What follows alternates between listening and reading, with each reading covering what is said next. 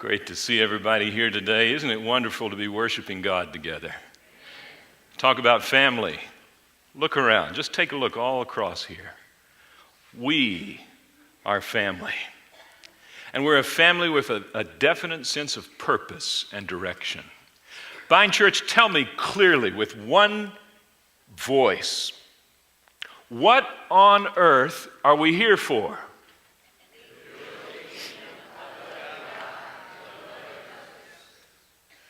We can all picture it in our minds. It's a scene typical in most families at some time or another, especially during a rainy summer like we've just had. The kids are bouncing off the walls because they can't go outside. Mom is getting madder and madder as the craziness gets worse and worse.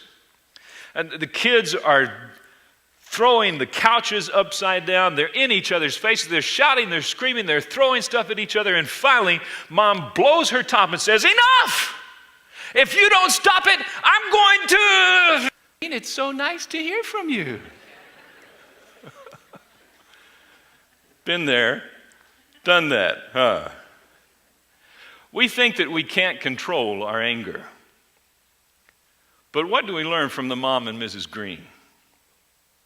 Oh, we have a definite switch, and we're in control of that switch. We can turn the anger on whenever we want to, and suddenly, when we tend to turn it on when it's our family, don't we? And then someone that's not a part of our family becomes a part of the scene. We turn off the anger, and we put on that happy, wonderful, warm, fuzzy voice.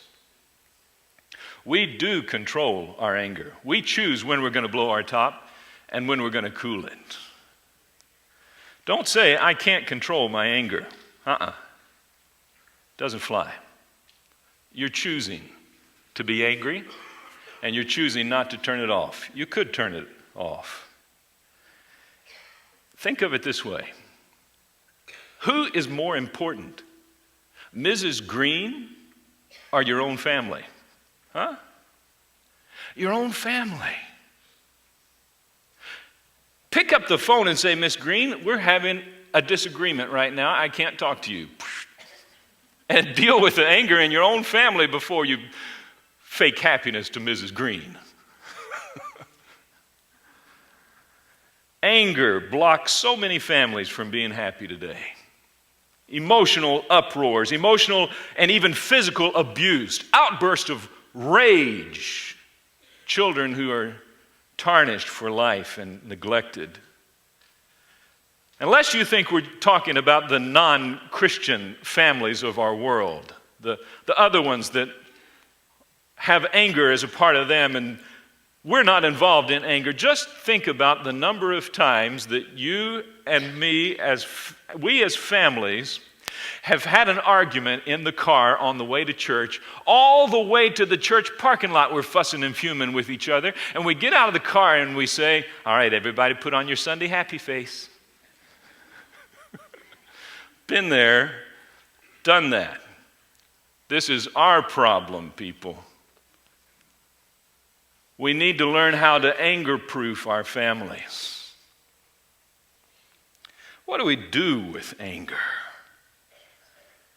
We're going to look at a case study today that shows us what triggers anger, what it does to us and to our relationships with other people, and what to do with our anger. First of all, let's think about what not to do. Don't unleash it on other people. It destroys others.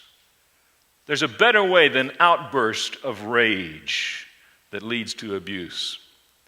Then the opposite is also something that we need to avoid. Don't just stuff it in and stuff it in and stuff it in like the psalmist. As I was reading earlier this week, he finally cries out and says, "For 50 years, Lord, I've been holding in this anger and I can't hold it in anymore." Don't do that.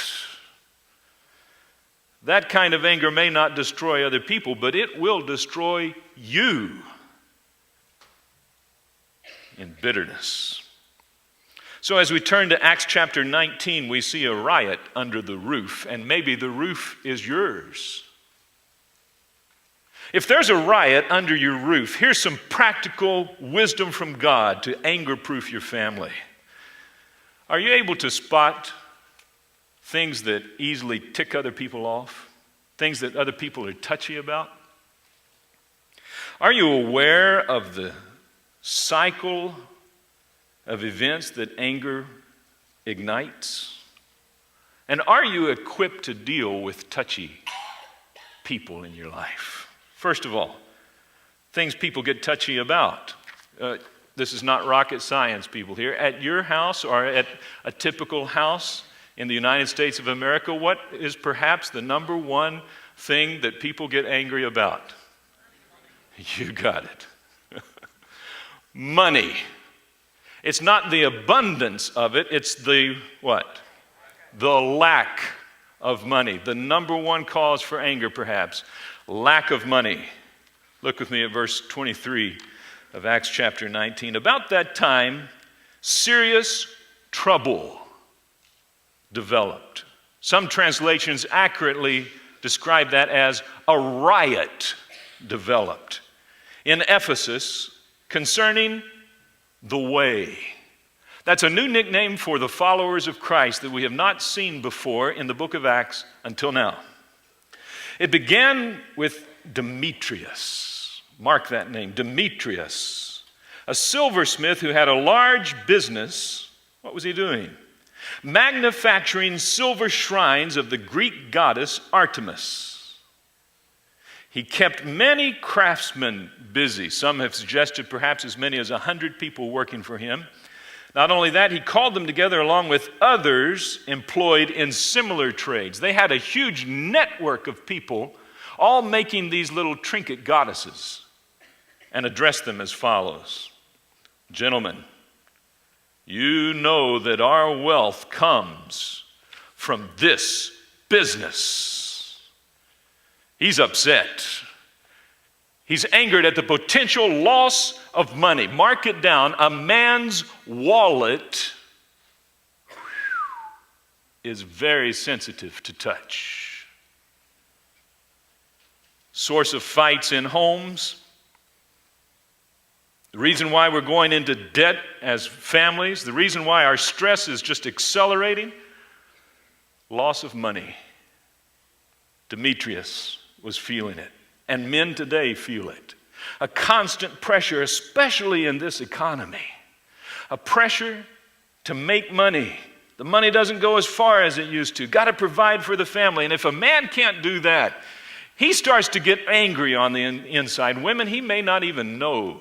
He may not even understand himself or what he's getting angry about. But chances are good, if your man is angry, it has something to do with job insecurity and potential loss of income.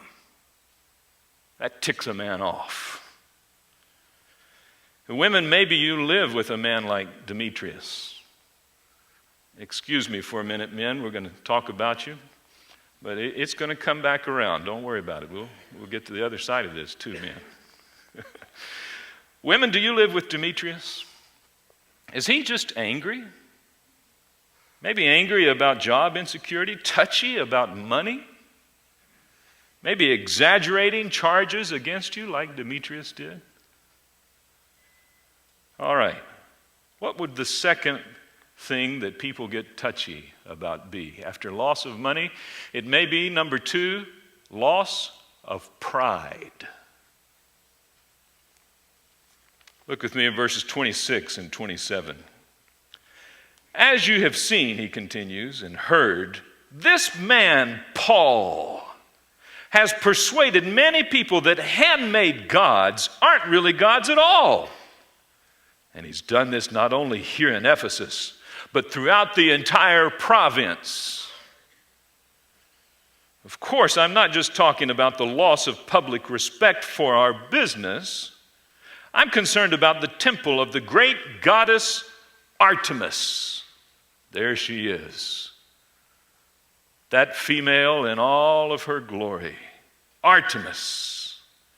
She's going to lose its influence, and that Artemis, this magnificent goddess worshipped throughout the province of Asia and all around the world, she's going to be robbed of her great prestige. Notice the concern for this lady. It all comes down to this basic human fact. If a man's wallet is sensitive to touch, a woman's what? Pride is sensitive to touch. And here's a woman, she's going to be really upset by what's happening here. And everybody's getting nervous about her being upset. She's going to lose respect. Her majesty is going to be destroyed. Her great glory and splendor is going to be gone. She's going to lose her influence. Someone's going to think that she's less than fabulous. Oh no. She's going to wake up and forget to put her makeup on in the morning. She's going to be robbed of her prestige. Her awesome image will take a huge hit.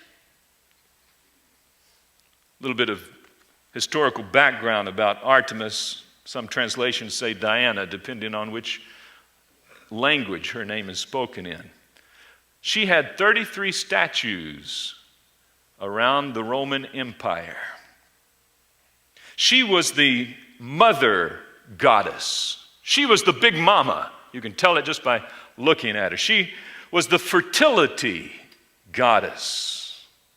And although there were 33 statues of her all around the Roman Empire, there was only one place where people could go and worship her. Only one temple to the mother god Artemis, and that was the temple here in Ephesus. Once a year in May, there was a month-long religious celebration. People would come from all over. And all year long, the silversmiths were making this year's version of the Artemis trinket. Collect all 12, it must have been. Come back next year and get the next version of the new Artemis trinket. It was huge business. This year's sales of the Artemis trinkets were dropping drastically, and her image was tainted. These followers of Christ have ruined our leading lady's reputation. All right, men, here we go. Do you live with an Artemis? I told you we'd be coming back around. Is she more concerned about her image than she is about her inner character? Is she angry because she feels a loss of appreciation? And by the way, men, maybe that's a real thing that you can do something about. Is she frustrated because her life is not as glamorous as she once thought it would be? And men, our pocketbook is sensitive to touch. Women, your pride is sensitive to touch. We're just touchy people, aren't we? Are we aware of what anger really looks like, what it makes us look like in the face of other people? I don't think we are. I remember in 8th grade, some mornings getting off the bus and coming into the locker area in the hallway, some of my friends, my locker mates would say, "Hey Matthew, Miss Frizz is here today." And we start laughing and say, "Oh great, we're going to have lots of free entertainment today." Miss Frizz was a substitute in 8th grade. And she would come into the class and she would let us be out of control. But she would get so mad, she would jump up and down. We would start laughing at her, and then her face would turn red. I know I was a terrible young man. Nobody would have ever voted me most likely to become a pastor. But after she jumped up and down and her face was turning red, then she would just explode with all kinds of words, and we would just be laughing and laughing, and then her hair would actually frizz up. We didn't know her name. We just called her Miss Frizz. That's what anger does for you. Oh, it's a terrible thing, anger. Look at what it does. First of all, anger spreads. Verse 24 and 25, it began with Demetrius, it says, and then he called them together. He started calling people together so he can spread his anger out to other people. You've seen it happen. Maybe you've been the one calling other people together in the corners where the big crowd can't see. You pull people together and share your anger, stir up anger with other people as well. Anger spreads, it also exaggerates. Verse 26, Demetrius says, he's done this throughout the entire province. Well, Paul had not been to the entire province. No. That was an exaggeration. And then anger also blames. In verse 25 and 27, Demetrius says, our wealth is going to be robbed. Because of this man, Paul, it's all his fault. Mark it down when somebody is saying, it's your fault, it's usually 50% their fault. No, seldom is 100% of the blame on one person. And then anger at its core essence boils. Verse 28 uses the word anger. Let's take a look at verse 28. At this, their anger boiled, and they began shouting, "Great is Artemis of the Ephesians." There are two words in the New Testament for anger. One is the feeling that you have when you're upset about something, a feeling inside. The second word is the outward expression of that inner feeling. This is the second word. It's pronounced thumos. It's rage. It's an outburst of wrath. It's venting your inner frustration out onto other people. It is a temper tantrum. You don't have to be two to have one. Sometimes resulting in verbal and physical abuse of other people. What does anger do? It also confuses. Look at verse 29. Soon the whole city was filled with what? Confusion. Everyone rushed to the amphitheater. The remains of that theater are still there today, dragging along Gaius and Aristarchus, who were Paul's traveling companions from Macedonia. It caused them to rush ahead of their brains. That's what anger does. Get your body ahead of your brain. Causes people to grab other people and hurt them. Shake little children senselessly.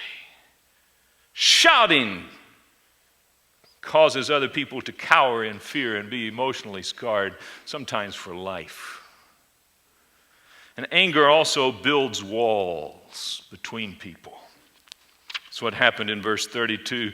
Inside in that theater, the people were all shouting, some one thing and some another. Everyone was in confusion. Most of them didn't even know why they were there. Some shouting one thing, some shouting another. It's like a little argument where you don't remember what the argument was about. You just got to win the argument. One side says, did to. The other side said, did not, did to, did not, did to, did not, did to, did not. Did or didn't what? Well, I don't know. Just trying to win an argument. Building walls between people. Anger's good at it. Anger renders us senseless. Verse 32 again, they didn't even know why they were there. Somebody had just riled them up, got them good and mad, brought them in to be on their anger team, to shout louder than the other team. Didn't even know what the issue was. Finally, anger defends against change. Verse 34. When the crowd realized he was a Jew, they started shouting again, and it kept up for 2 hours. Great is Artemis of the Ephesians! Great is Artemis of the Ephesians! For 2 hours they yelled that, defending their position, refusing to hear the other view open-mindedly and consider the possibility that self needs to change. That's what anger does. Makes us entrenched, unable to change. You heard the humorous story about the poor Quaker dairy farmer? You haven't heard it. You want to hear it? Okay. He tried his hardest not to get angry at that cow, but it was an ornery cow, and every time it came to milking time, there was a clash of the two wills. The cow stepped on the farmer's foot. The farmer just kept milking. The cow swished his tail in the farmer's face like a whip. The farmer just moved back to miss the whip. The cow kicked over the bucket. The farmer just calmly picked up the bucket, put it back under, started all over again. And then finally the cow kicked the farmer against the wall, 12 feet back. That did it. That Quaker farmer got up and looked that cow straight in the face and said, "Thou dost know that I am a Quaker. Thou dost know that I cannot strike thee back.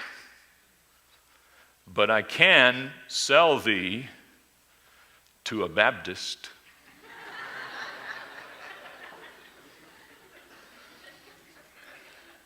I make no comment on interpreting that joke.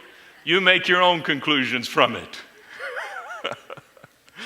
Oh, let's look at what to do when people are touchy.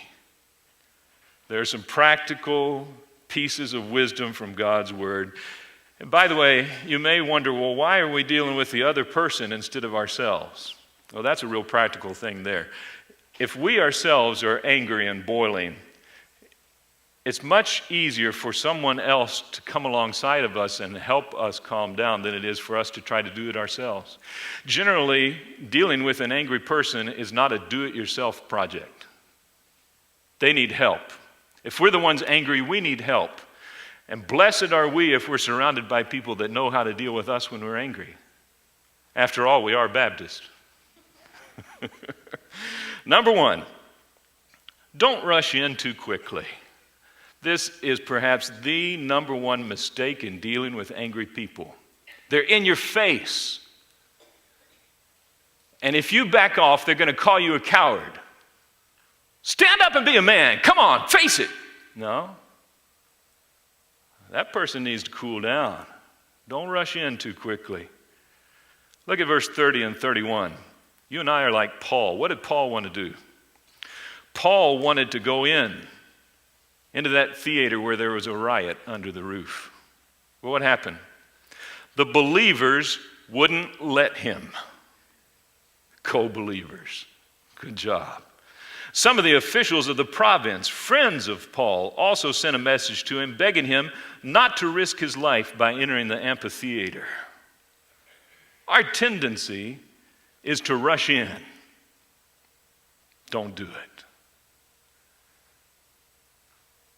People who are angry are irrational and dangerous. Back off from them. Take a walk for a little while. Say, no, I'm not going to get into it till you calm down because I'm about to get as upset as you are. I'm going to walk around the block. It's a 1-mile block. So 15, 20 minutes, I'll be back and we'll see if we're ready to talk about, because I care about what you're saying, but I'm gone. I'm giving you space. Blessed is the person who has friends like Paul's friends, holding them back from angry people. Number 2, try to understand their feelings. What marvelous wisdom in verse 35, this man who finally got the riot under the roof, under control. Verse 35, at last the mayor was able to quiet them down enough to speak. Citizens of Ephesus, he said, everyone knows that Ephesus is the official guardian of the temple of the great Artemis, whose image fell down to us from heaven. You know what he's doing?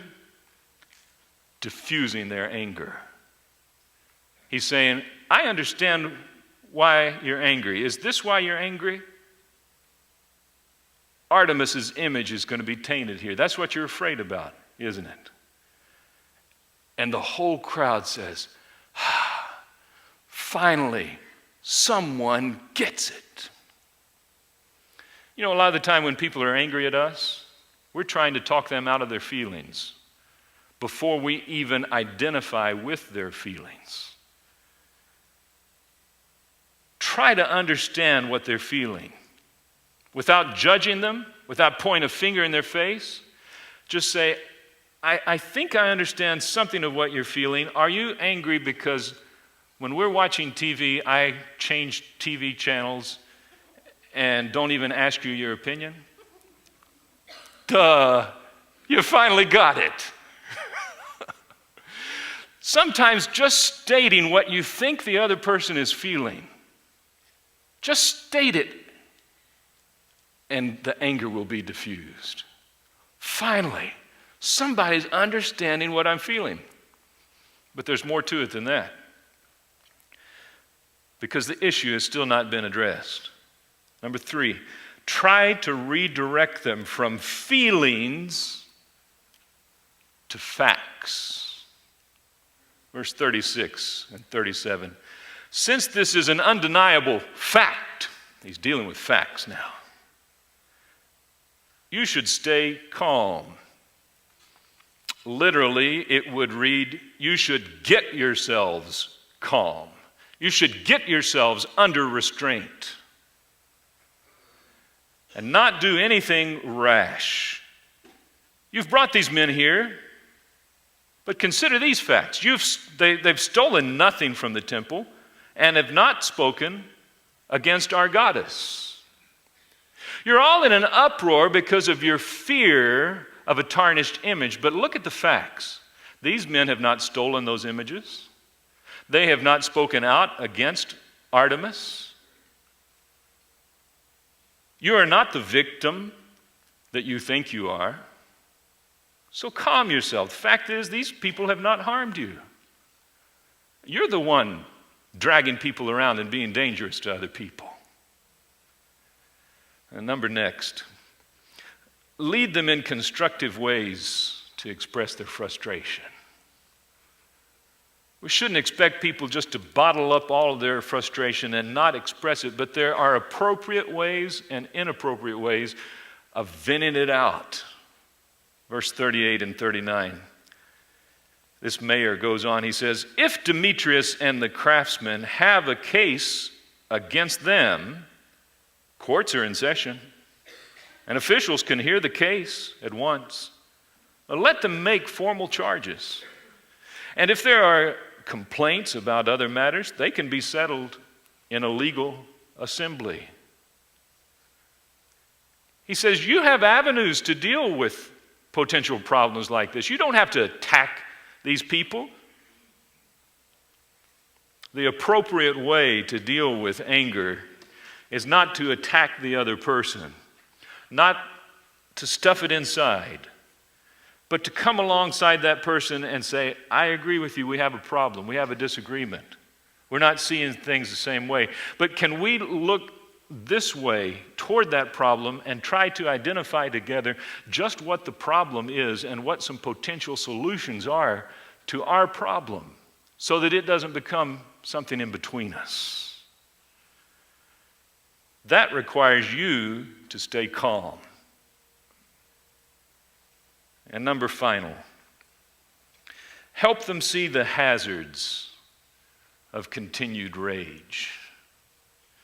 Angry people are going to be prone to be angry again about the same things. It's an addictive emotion. They need a clear warning.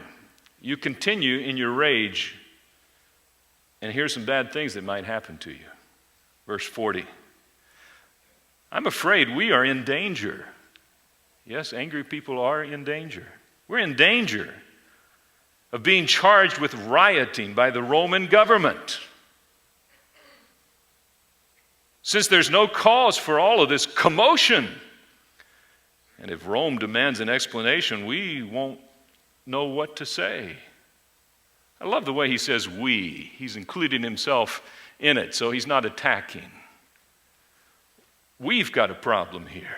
We're in danger. Then he dismissed them, and they dispersed. How marvelous is God's wisdom for anger-proofing your family. Would you stand with me as our musicians come into their place?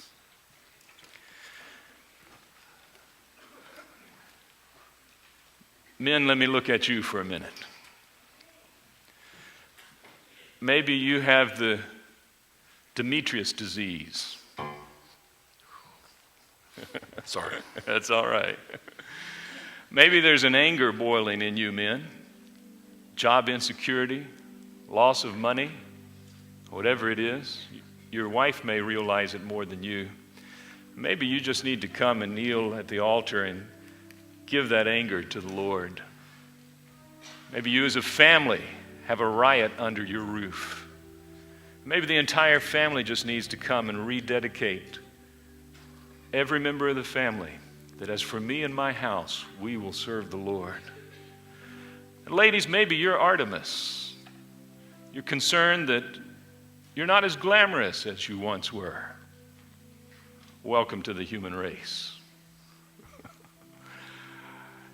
If you feel that your pride is being tarnished and you're full of anger and bitterness inside, there's a better way.